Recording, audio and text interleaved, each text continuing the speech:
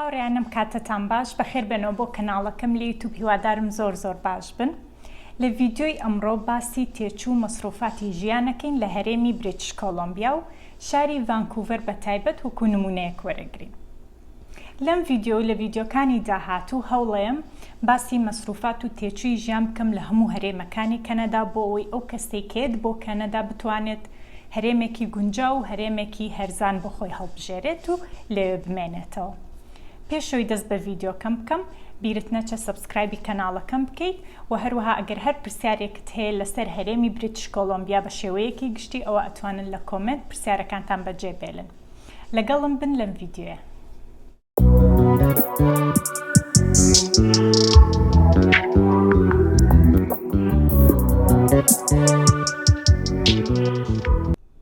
هاوڕێیان، هەرێمی بریتیش کۆلۆمبیا ڕووبەرەکەی 944,735 کیلۆمەتر دووجایە و ژمارەی دانیشتوانی بەپێی ئامارەکانی ساڵی 2022 ئەڵێن 5 ملیۆن و نیوە، 5.3 ملیۆنە. هەرێمی بریتیش کۆلۆمبیا سنووری هەیە لە باکوور، سنووری هەیە لەگەڵ ناوچەکانی باکوور و یوکۆن و ویلایەتی ئەلاسکا لە ئەمریکا، لە باشووریش دیسان سنووری هەیە لەگەڵ وڵاتی ئەمریکا و لە ڕۆژئاوا سنووری هەیە لەگەڵ هەرێمی ئەلبێرتا. سروشتەکەی یەکجار سەرنجڕاکێشە، شوێنێکی زۆر خۆشە و شاری ڤانکوڤەر کە یەکێکە لەو شارانەی زۆر بەناوبانگە لای خۆمان و کوردێکی زۆریشی لێ، لەگەڵ ئەوەش کە گرانترین شارە لە کەنەدا و لە جیهانیش لە تۆپ 10 ئەو شارانێ تۆپ 10 گرانترین شارەکانی جیهان. بەڵام کوردێکی زۆری لێ و کورد زۆر حەزەکەم بچم بۆ شاری ڤانکوڤەر. با بزانین تایبەتمەندیەکانی ئەم شارە چییە وای کردووە کە خەڵکێکی زۆر لای خۆمانەوە بێن لە شاری ڤانکوڤەر بژین. ئەو کەسانی کە حەزیان لە سەرمانیە لەبەرەوەی هەموو هەرێمەکانی کەنەدا ساردە. وڵاتی کەنەدا وڵاتێکی ساردە، بۆیە شاری ڤانکوڤەر تایبەتمەندیەکەی ئەوەیە سەرمای لێ نییە، تەنها بارانە. بە درێژایی ساڵ باران ئەبارێ و هاوینەکەی زۆر خۆشە و زستانەکەشی زۆر خۆشە، لەبەر ئەوە زۆر خەڵک ڕۆ ئەکەنە ئەو شوێنە. بەڵام وەکوتم گرانترین شارە، تێچوو مەسروفاتی ژیان لە شاری ڤانکوڤەر زۆر گرانە. ئێستا ئێمە چیەکەین؟ لەم ڤیدیۆیە بە شێوەیەکی گشتی باسی مەسروفاتی ژیان ئەکەین لە شاری ڤانکوڤەر و با بزانین بۆ کەسێک ئایا ئەم شوێنە گونجاوە کە کەسێک تازە هات بێتە کەنەدا بێت لە ژاری ڤانکوڤەر بمێنێتەوە.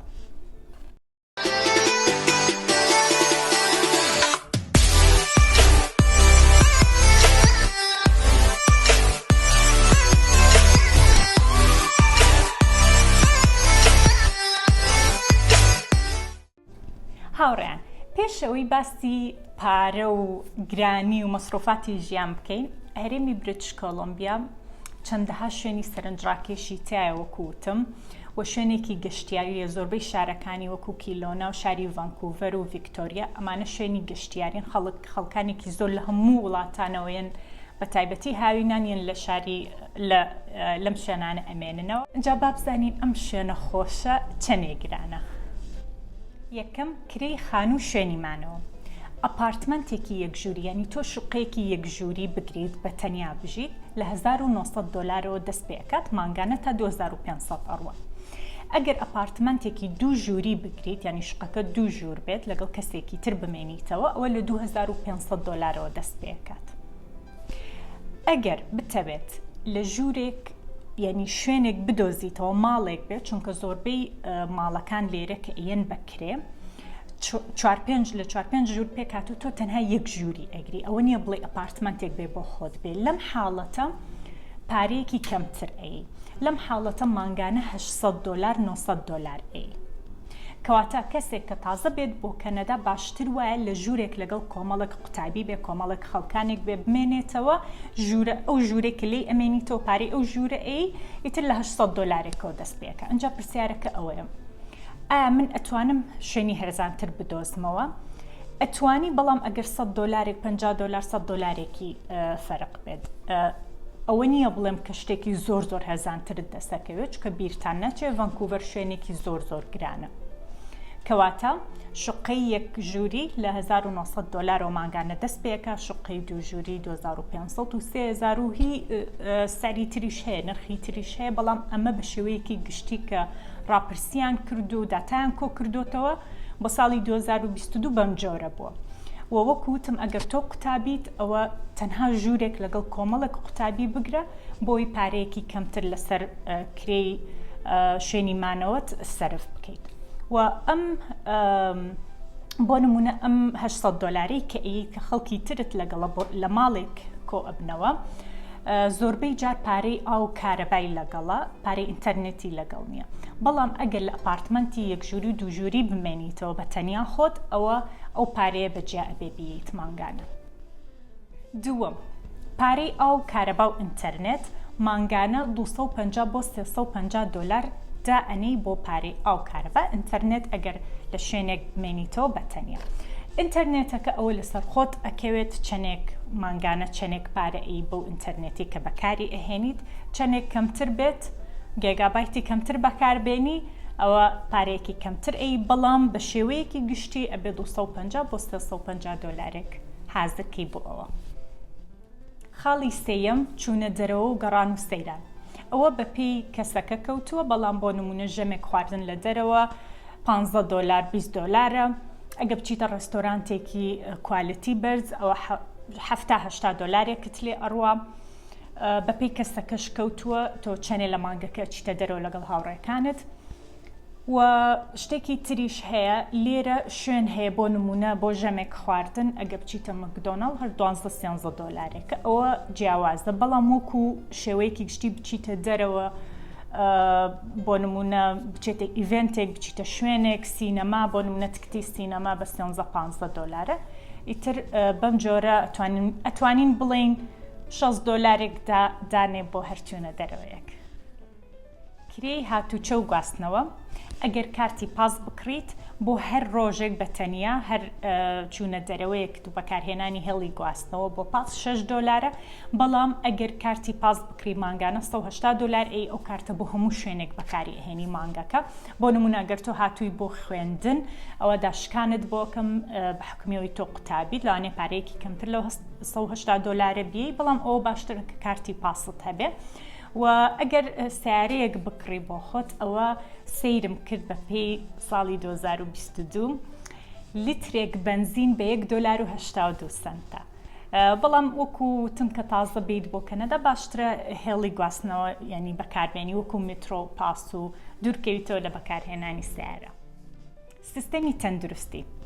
سیستەمی تەندروستی و کارتی بیمەی تەندروستی بە خۆڕایی نییە لە هەرێمی بریتیش کۆلۆمبیا، بەڵام لە هەرێمی ئەلبەرتا بە خۆڕاییە.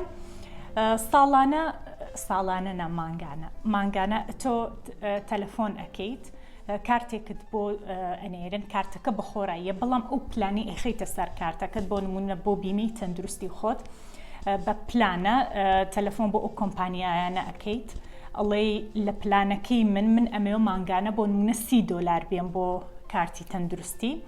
ئەمەوێ لەم پلانە ئەم شتانی تێبێ، ئەم خزمەت گوزاریانی تێبێ بۆ نمونە داشکان لە کڕینی دەرمانە، یاخود ئەگەر چارەسەرێک وەرگری لە نەخۆشخانیان، ئەگەر هەست بکەیتەوە نەخۆشیەکت هەیە زیاتر پێویستیت بەوە ئەبێ بچیتە نەخۆشخانە، ئەوە بەپێی پلانەکەت پارەکە زیاکە، بەڵام مانگانە کەمترینەکەی هەر 35 دلار 40 دلارێکە، ئیتر تا 70 دلار و 100 دلاریش ئەڕوات.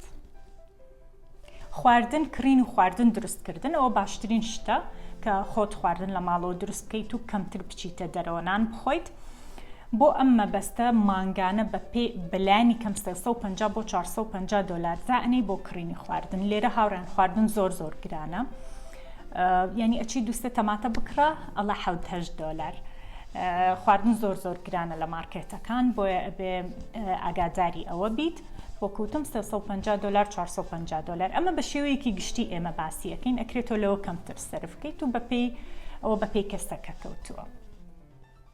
جلکڕین و شتکڕین ئیتر ئەوەش بۆ شتکڕین ئەو شتانی کە پێویستیت پێ ئەبێت سەرەتاکەی بۆ کەنەدا ئەوە بێ بڕۆپارەیەک دانی ئیتر ئەوە لەسەر خۆت کەوتووە چەنێکە بەڵام بۆ جلکڕین باشترین شتە هەموو جلەکانی خۆت لە کوردستانەوە بێنە مەڵێ من ئەچم لە کەنەدا جلی تازە و شتی تازاکەم تەنها هەندێک شتی ضرور لەوانێ پێویستی پێبێ لێرە بیکڕی بەڵام باشترە هەرچی جلو بەرگرت هەیە لەگەڵ خۆت بیهێنی بۆ ئەوەی بتوانی پارەیەکی کەمتر سەرف بکەیت.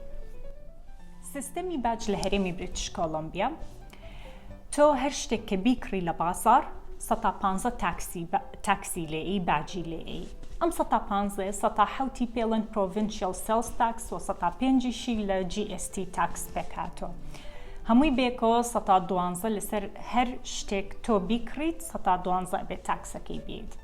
نازانم ئێستا گۆڕانکاری بەسەر هاتۆیان نا بەڵام بەپێی ئەوەی من سێرچم کردبێت نووسراوە 112 ئەگەر ئەو کەسانەی ئەم ڤیدیۆ ئەبینن و لە ڤانکوڤەرە ژین ئەگەر ئەو ڕێژەیە کەمی کردوان زیای کردەوەتان لە کۆمنت بینووسن. بۆ ئەو کەسەی کە پارە وەرەگرێت لە حکوومەت بۆ نمونە تۆ ئیشێک ئەکەیت داهاتت هەیە مانگانە موچە وەرەگری بۆ ئەوە بەپێی موچەکەت ساڵانە حکوومەت بڕەپارەیەکت لێ ئەبا باجی لەسەر ئەو موچەی وەریەگری.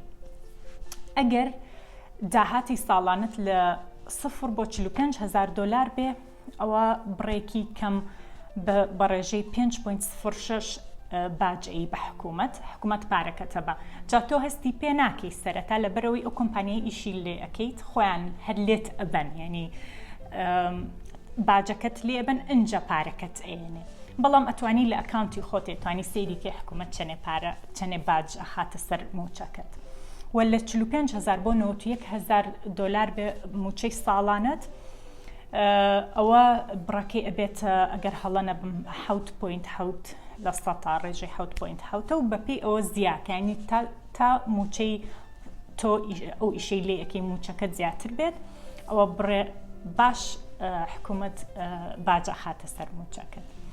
اینجا شتێکی تریش هەیە ئایا ئیش هەیە ساڵانە 91,000 دلاری وەرگری بەڵێ زۆر ئیش هەیە لە کەنەدا لەبەر ئەوەی کەمترین پارەوەریگری لە کاتژمێرێک بۆ هەر کارێک 15 دلارە بە شێوەیەکی گشتی هەندێک هەرێم هەیە 16 دلار هەندێکی هەیە 14 دلارە بەڵام لە 14 کەمتر نییە. ئێمە وەکو 15 حسابیەکەین ینی تۆ ئەگە لە کاتژمێرێک 15 دلار وەرگری ئەوە ئەگەر کۆیکەیتەوە وەکو فولتایم یان پارتایمت هەبێت ئیشەکەت ئەوە ئەزانی کە موچەی ساڵانەت ئەگاتە 30,000 و 40,000 و ئیتر بەرزە بێتەوە بەپێی ئیشەکەتە گۆڕێ. هاوڕێیان ئەکرێت زۆر خاڵی تر هەبێ باسم نەکرد بێت بەڵام ئەمە بە شێوەیەکی گشتی بوو کە تۆ مانگانە چەندێک سەرفەکەیت لە هەرێمی بریتیش کۆلۆمبیا و لە شاری ڤانکوڤەر بۆ نمونە. لەو شتانی کە باسم نەکرد ئەوەیە هێڵی تەلەفۆن سیمکارتەکەت ئەبێ مانگانە پارەی بیت لەوانەیە مانگانە 90 دلار بێ ئەگەر ئینتەرنێت لەسەر مۆبایلەکەت هەبێت یاخود 40 دلارێک بێ ئەگەر ئینتەرنێتێکی زۆر بەهێزت نەبێت تەنها پارەی هێڵەکەت ئەید. وە شتی تری شتی لابەلاش زۆر دروست ئەبێت بۆت کە لەوانەیە بڕەپارەیەکی ینی پارەیەکی باش لێ بڕۆ ئەمە کە تۆ سەرەتایی بۆ کەنەدا ئەم شتانە وردە وردە فێری ئەبیت پارە لە چی زیاتر لێت ئەڕوا چۆن پارەکانی ینی چۆن باری باستن چۆن پارە ینی پلانێدانی بۆ بەڕێوەبردننی پارە مەسروفات. پێشنیاری من بۆ کەسێک کە تازە هات بێت بۆ کەنەدا ڤانکوڤەر بە شوێنێکی گونجاو نابینم بە حکمی ئەوەی زۆر گرانە تەنها لە حاڵەتێک ئەگەر تۆ باری داراییت زۆر باش بێت لە کوردستانەوە ئەتوانی شاری ڤانکوڤەر هەڵبژێری. پێشەوەی کۆتایی بە ڤیدیۆکەم بێنم شتێکی تریش هەیە لەسەر هەرێمی بریتیش کۆلۆمبیا با بیرم نەچێ پێتان بڵێم تایبەت پرۆگرامی تایبەتی PMP بەخۆی هەیە یەکێک لە ڕێگاکانی کۆچکردن بۆ کەنەدا بۆ وڵاتی کەنەدا و هەرێمی بریتیش کۆلۆمبیا PMP بریتیش کۆلۆمبیایە و داواکاریەکی زۆر هەیە لەسەر دەرچوانی بەشی IT ئەو کەسانی لە کوردستان کە بەشی ئایتیان تاو کردو ئەتوانن سوودمەند بن لە پرۆگرامی PMP پایلۆت تێک تەنها بۆ دەرچوانی بەشی ئایتیە و هەندێک بەشی تریش ئەگرێتەوە. ئاسانکاریەکی زۆر کراوە بۆ ئەو کەسانە و ئەتوانن لە ڕێگەی جۆب بانک و وێبسایتەکانی تر وێبسایتی سەرەکی هەرێمی بریتیش کۆلۆمبیا بە دوای کارێکی گونجاو بگەڕێن. ئەگەر هەر پرسیارێکتان هەیە لەسەر هەرێمی بریتیش کۆلۆمبیا و شاری ڤانکوڤەر ئەوە ئەتوانن لە کۆمنت بۆم بنووسن و بیریشتان نەچێ سەبسکرایبی کەناڵەکەم بکەن هەتا ڤیدیۆیەکی تر و بابەتێکی تر لەسەر کەنەدا منە بێ بڕۆم خاتان لەگەڵ.